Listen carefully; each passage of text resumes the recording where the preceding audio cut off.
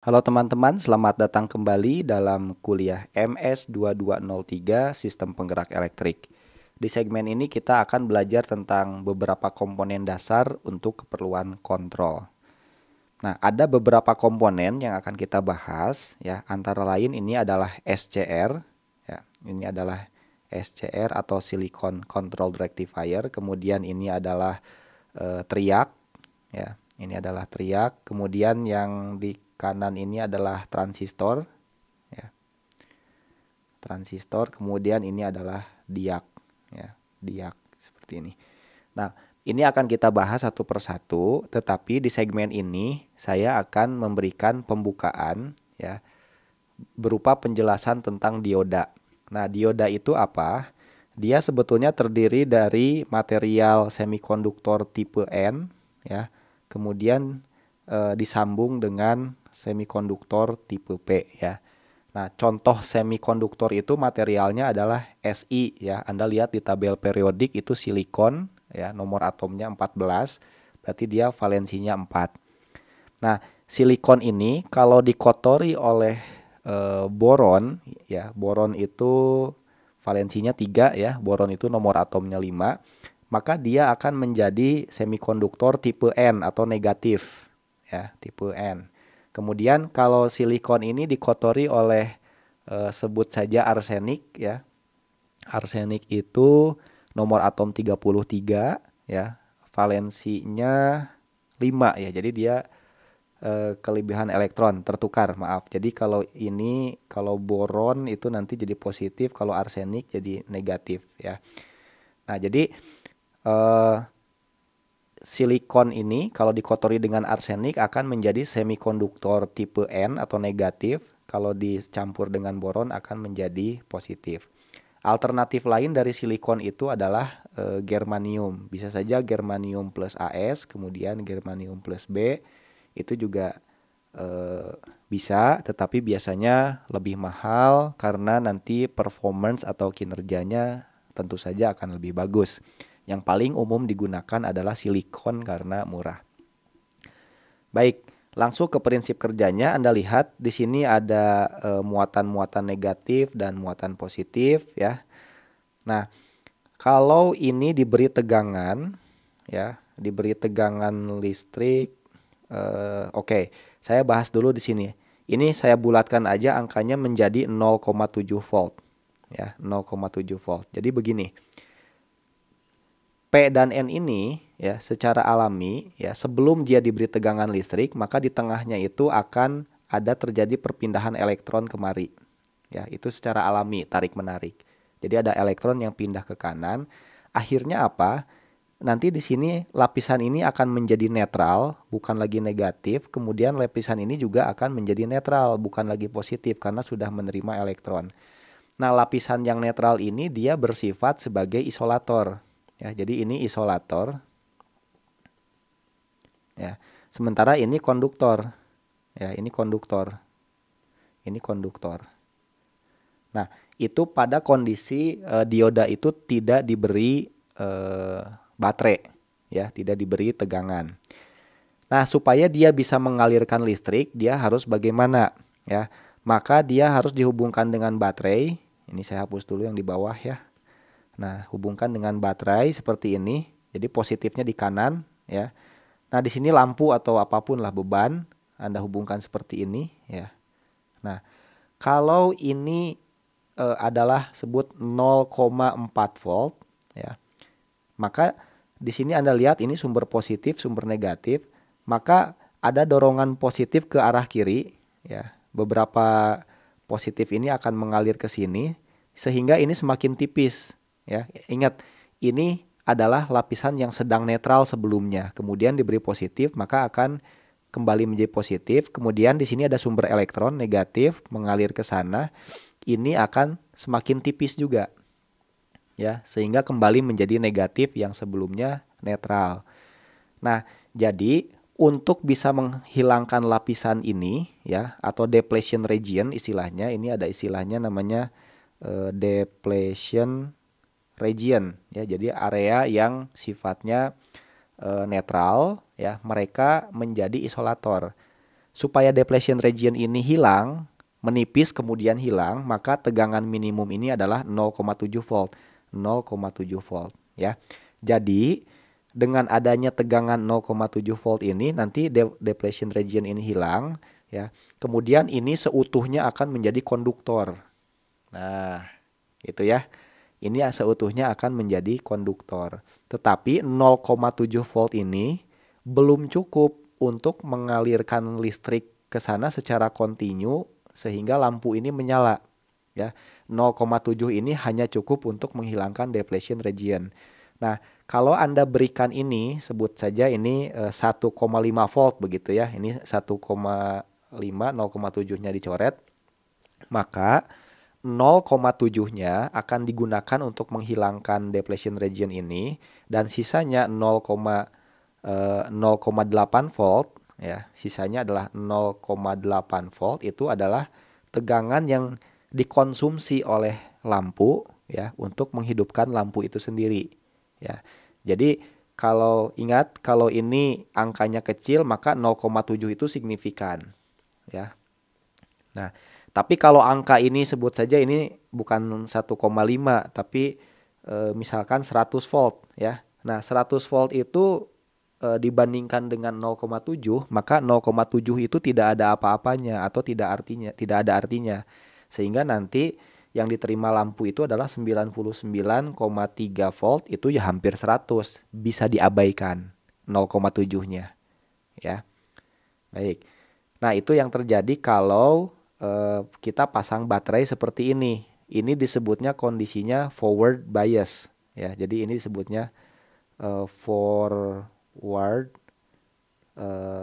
bias. Forward bias diode ya. Jadi diodanya berada dalam kondisi forward bias. Nah, sekarang kalau dibalik bagaimana? Nah, kalau ini dibalik ya. Balik itu apanya? Baterainya dibalik. Maaf, ini terhapus ya. Sebentar. Jadi baterainya saya balik sekarang ya, polaritasnya. Nah, maka polaritas ini bisa saya balik begini. Nah, baterainya seperti ini ya. Jadi positifnya di sini, ini negatif ya. Maka apa yang terjadi ya?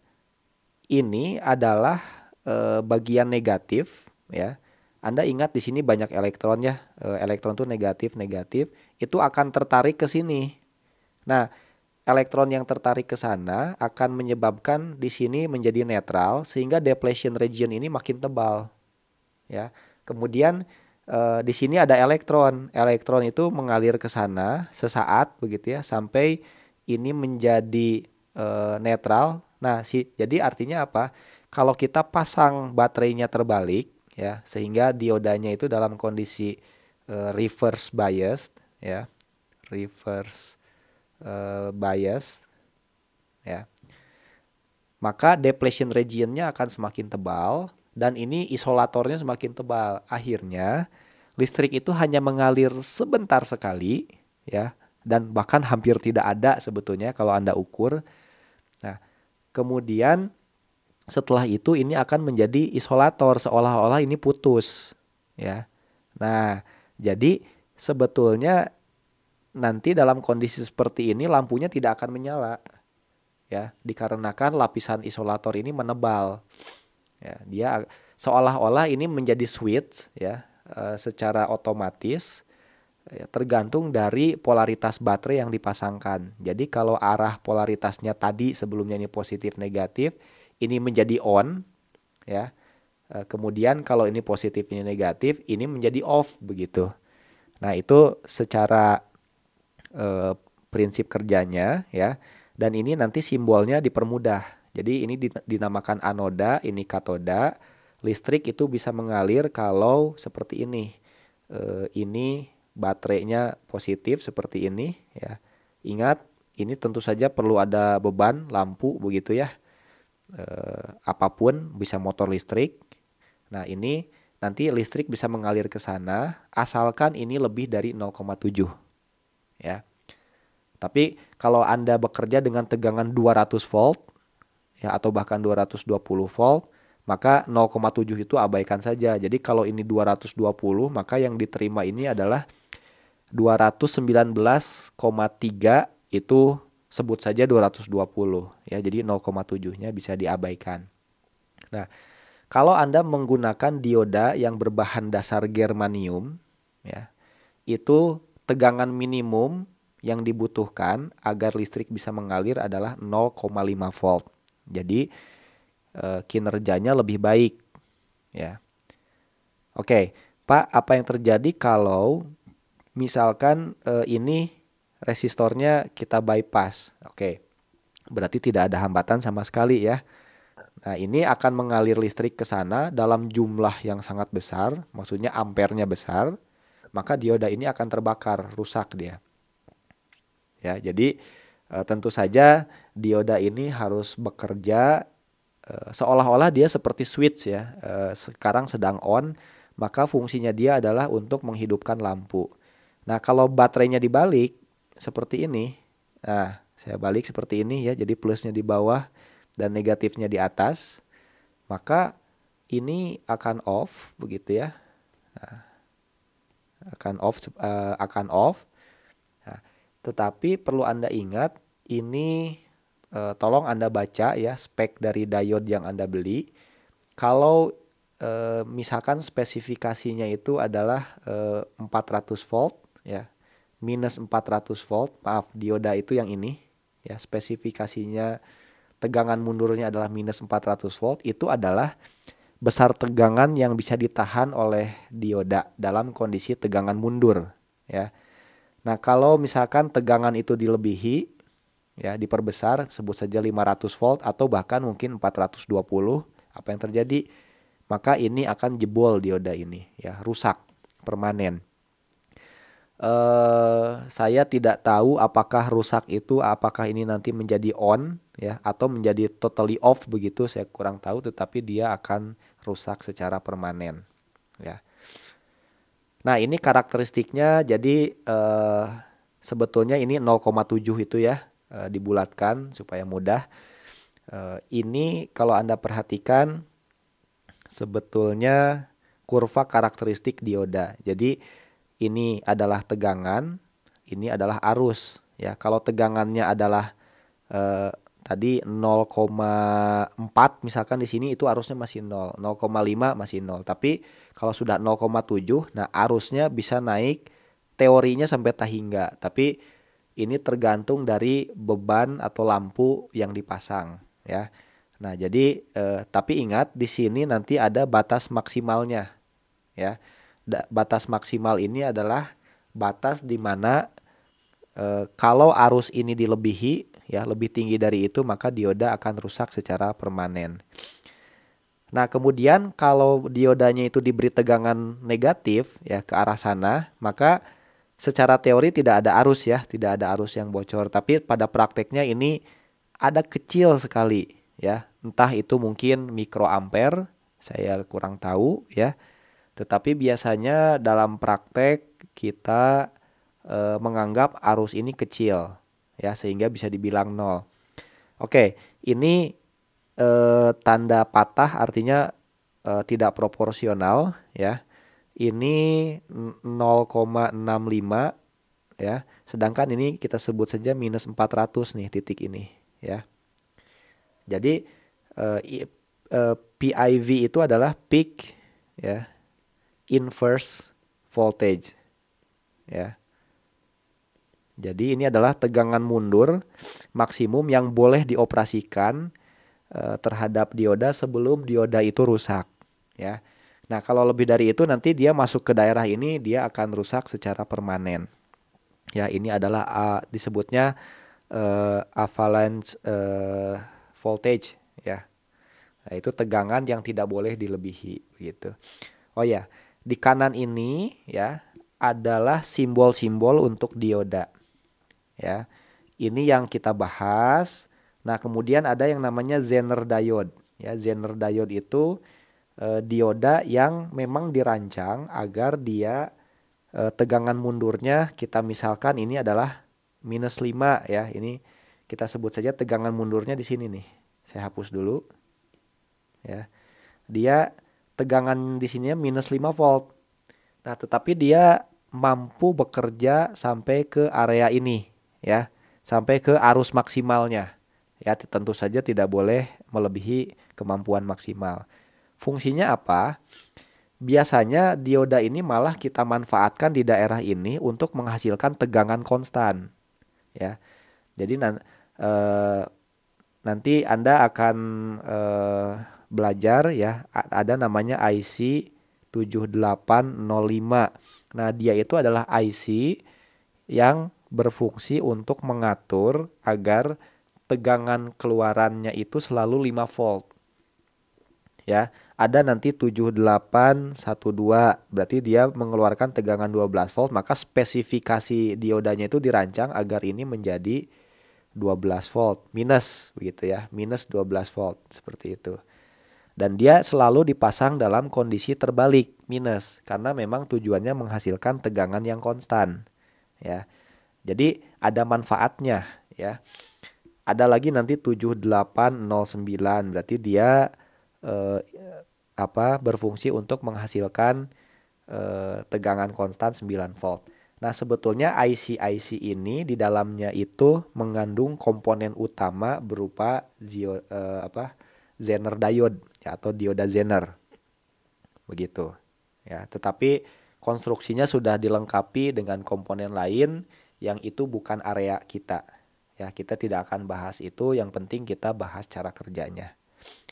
Nah, ada bidirectional breakdown diode. Jadi kadang ada dioda ya yang dipasang seperti ini. Contoh, ini sumber tegangan, kemudian ini switch begitu ya. Ini lampu Anda tegangan tinggi. Nah, biasanya dipasang dioda yang berhadap-hadapan seperti ini ya. Nah, ya, seperti itu. Ya, tujuannya apa? Jadi nanti kalau di sini tegangannya tidak stabil, menjadi terlalu besar, maka ketika lampu ini sedang beroperasi, listrik mengalir ke sana ya. Dan tegangan di sini tiba-tiba besar, maka arus yang terlampau besar akan dialihkan kemari ya, sehingga dioda ini akan rusak begitu. Ya. Karena ini rusak, nanti dia akan menjadi fungsinya untuk pengaman lampu ini ya. Dan masih banyak lainnya, ada constant current diode, jadi dioda yang berfungsi untuk menghasilkan arus konstan. Ada Schottky diode ya, yang ini saya tidak hafal. Ada dioda yang sudah ada kapasitornya begitu ya.